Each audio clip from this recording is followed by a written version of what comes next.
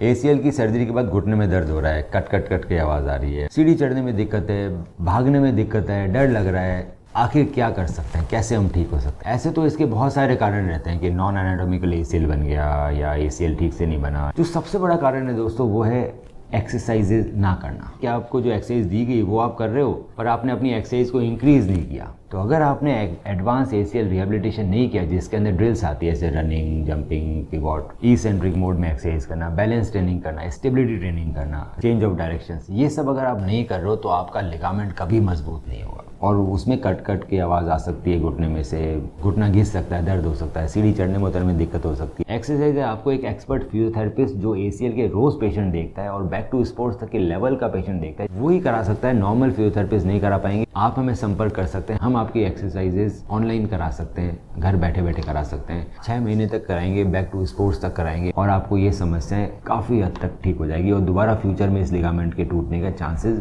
Significantly decrease हो जाएगा। Step 1, आप अपनी एमआरआई रिपोर्ट मुझे व्हाट्सएप करें।